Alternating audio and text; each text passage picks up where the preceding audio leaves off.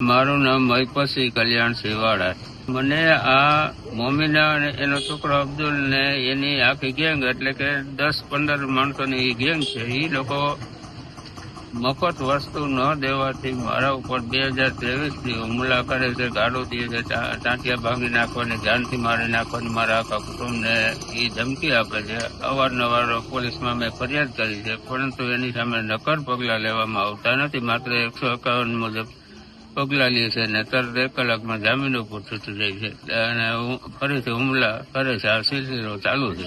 હવે આમાંથી મને કોઈ બચાવે હવે તો ઠીક છે, નહીંતર હવે મારા માટે આત્મહત્યા સિવાય બીજો કોઈ વિકલ્પ રહેતો નથી. હવે મારી ઉંમર 76 વર્ષ છે અને હું આ 20 વર્ષથી અહીંયા કરિયાણા શિવશક્તિ પ્રોવિઝન કરિયાણા સ્ટોર નામે ધંધો કરું છું. મારા 2 દીકરા છે, જુદા કાલા રોડ ઉપર રહે છે. અહીંયા હું, મારા પત્ની, મારા એક દીકરી છે અને એક દીકરો, 4 વ્યક્તિ અહીંયા રહીએ છે. હેરાનગતિ એટલે દુકાને આવીને બેફામ ગાડાગાડી કરે. એ મારા મોબાઈલમાં અને મારા સીસીટીવી કેમેરામાં તો ચેક થઈ ગયેલું છે. મારા મોબાઈલમાં સીસીટીવી કેમેરામાં આવી જ ગયું છે બધું. હું ગાડું બોલે છે, એવી ગાડો બોલે છે કે જાહેરમાં આપણે બોલી ન હકી, કોઈ પુરુષે ન બોલી શકે એવી તો એની બૈરાઓ ગાડું બોલે છે. મોમિનાની ઉંમર તો ઘણી છે, કારણ કે એના દીકરાની ઘરે દીકરા છે. અબ્દુલની ઉંમર છે 30-35 વર્ષ. એનો અબ્દુલનો બીજો ભાઈ છે, એની 40 વર્ષ ઉંમર છે. અબ્દુલનો મોમિનાનો પતિ 2023થી આ ત્રાસ ચાલુ છે. આ ત્રીજો હુમલો કર્યો છે. દુકાન 18 તારીખે છેલ્લો હુમલો કર્યો ત્યારથી મારી બંધ છે. પોલીસે ફરિયાદ લીધી છે પણ હજી સુધી કઈ કાર્યવાહી કરી નથી. કઈ સેટલમેન્ટ થઈ ગયું હોય એની સાથે, અથવા તો પોલીસને કઈ મૂંઝવણ હોય તો હવે એને પોતાને જ ખબર પડે. પોલીસને પૂછશો કે 18 તારીખે તમે FIR લખી છે, 18 તારીખે બનાવ બન્યો છે, 19 તારીખે FIR લખી છે, છતાં આ લોકોની સામે તમે હજી સુધી કોઈ જાતના પગલાં શા માટે નથી લીધા એ આપ પોલીસને પૂછી શકો છો. પરિવારમાં મારી દીકરી ને મારા મિસિસ તો ઘરની બહાર નીકળી જ નથી શકતા, કારણ કે ડેલીની બાજુમાં જ આ રિક્ષા પડી. એ લોકો આ ડેલીમાં રહે છે ને એમાં 10-12 છોકરાને અવડાવડા જો આ જ છોકરા હોય છે. આ છોકરાઓને બેહાડી અને મા બેન અમે ગાડું બોલાવે છે, જેને કારણે મારી બેન દીકરી તો ડેલીને બહાર ઘણા દિવસોથી નીકળી નથી. અહીંથી વેચીને અમારે જવું છે.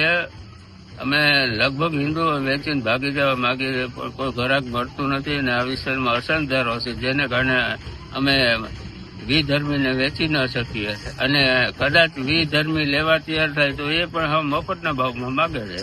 1 રૂપિયાનો માલ 10 પૈસામાં માગે. કઈ રીતે આપી તકલીફ એટલે મોત ને મારી જીવનને હવે ગણતરીના દિવસો બાકી છે. અચ્છા, ત્રાસ હોય તો જ માણસ આ કરે, નકર જિંદગી કોઈ પોતાની અમૂલ્ય જિંદગી ખોઈ નાખે ખરો.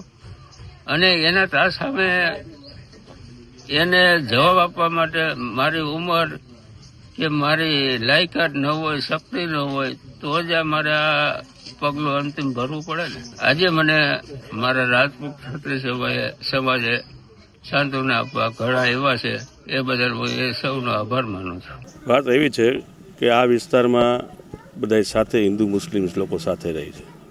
જે તે વખતે વાળા બાપુએ મને રજૂઆત કરેલી કે ભાઈ મને આ લોકો બાજુમાંથી મકાન બનાવી રહ્યા છે, એને આ વિસ્તારમાં અશાંત ધારો લાગ્યો છે. તો અમુક આપણે પોલીસ સ્ટેશને રજૂઆત કરવા છતાં અશાંત ધારાનો પૂરો અમલ નહોતો થયો. જે તે વખતે મેં પણ પોલીસ સ્ટેશને કીધેલું છે. અને બીજું એ કે જે તે વખતે બાપુએ કીધું તે પાછી રજૂઆત કરી અને નેક્સ્ટ ટાઈમ હું 1 મહિના ઉપરથી મારા ફાધર 15 દિવસ એડમિટ દાખલ હતા અને ગુજરી ગયા છે. આજે એનો 1 મહિનો થયો, 15 દિવસ થયા. હું 1 મહિનાથી સતત મારા ફેમિલીમાં થોડોક ડિસ્ટ્રીબ્યુટ હતો. પણ આ મેં છાપામાં જોયું કે ભાઈ આ બનાવ બન્યો છે, તો અમે કમિશનર સાહેબને અને SP સાહેબને પણ રજૂઆત કરશી. કોઈ પણ લોકો, કોઈ પણ જ્ઞાતિના, કોઈ પણ ધર્મના કોઈ પણ લોકો હશે તો એની વાહે અમે જેટલું જે કરવાનું થતું હશે, ભારતીય જનતા પાર્ટીના કાર્યકર તરીકે અને હું કોર્પોરેટર તરીકે ખાતરી આપું છું કે આ વિસ્તારમાં કોઈ પણ ન્યુસન્સ હશે તો અમે ઉપર રજૂઆત કરી અને ભૂપેન્દ્રભાઈની જે સરકાર અટાણે અવિરત ચાલી રહી છે અને જે લોકોને ગુંડાઓને જે કરે, જો નહીં હાલે તો જો એ લોકો કાયદાની જોગવાઈ મુજબ રહેશે. જે કહે છે અમારા ગૃહમંત્રી કે કાયદામાં રહેશો તો ફાયદામાં રહેશો, છતાંય જો આ લોકો અવારનવાર ત્રાસ દેશે ને આ ત્રાસથી જો અમારી અહીં વિસ્તારની પબ્લિક હેરાન થશે તો અમે ઉપર રજૂઆત કરી અને એને કાયદાનું ભાન કરાવશું એવી મેં ખાતરી આપી. સાહેબ જે તે વખતે મેં રજૂઆત કરી હતી તે પછી નેક્સ્ટ ટાઈમ બાપુ છે ને અહીંથી એને મકાનનું શિફ્ટ કરી અને જે અવધના ઢારીયા બાજુ રહેવા વ્યાગ્યા હતા ત્યારે પહેલાં એ ત્યાં પાછા શિફ્ટ કર્યું હતું.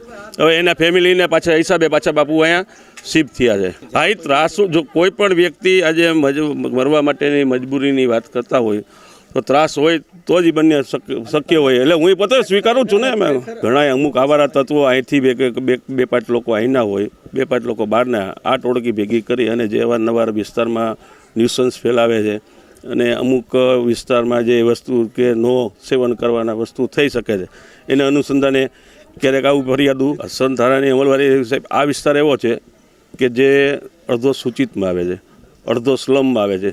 એટલે એ વસ્તુનો દસ્તાવેજનો જે પોઈન્ટ આવે એમાં કલેક્ટર સાહેબના અંડરમાં પણ ન આવી શકે. કહેવાનો મારો મિનિંગ એ છે કે જે વિસ્તાર અમુક સ્લમ વિસ્તારના ઝૂંપડપટ્ટી વિસ્તાર હિસાબે તો આવું પણ બની શકે છે. એમ નથી આવતું, અમલ નથી થતું એવું નથી, થાય છે પણ એના આ બે પોઈન્ટ છે એટલે કચાશ રહી જાય એવું. હા એ ઉઠાવ્યો પણ આ વિસ્તારમાં શું છે સૂચિતને જે થયું અત્યારે જે સ્લમ વિસ્તાર છે એ લોકોનો તો શું છે કે નોટરી લખાણથી પણ આવું ચાલતું હોય છે. લખાણ એકબીજાના મકાનનું આપલે થઈ શકે છે. એ જ્યારે દાદા અહીંથી બહાર ગયા હતા ત્યારે એને ત્યાં મકાન મળેલું છે. અવધમાં એને મકાન મળ્યું હતું ત્યારે એને અહીંને શિફ્ટ કર્યું હતું. ધંધો અહીંયા હતો. બે દીકરાના હિસાબે એને એક છોકરાના ભાગમાં અહીંયા મિલકત હશે અને એક આ હિસાબે. એટલે એની રીતે એનો આંતરિક મેટમ ઓમ કોઈ એવી હિજરત કરવાનો કે એનો કોઈ મિનિંગ નહોતો. સાહેબ હવે જે હશે તે અમે અમારે ધ્યાને લઈ અને વહેલી કાર્યવાહી કરાવી દઈશું. સાંજ સમાચાર ફેસબુક પેજને લાઇક કરો, વિડીયો શેર કરો અને વધુ વિગતવાર સમાચાર માટે sanssamachar.net વિઝિટ કરો.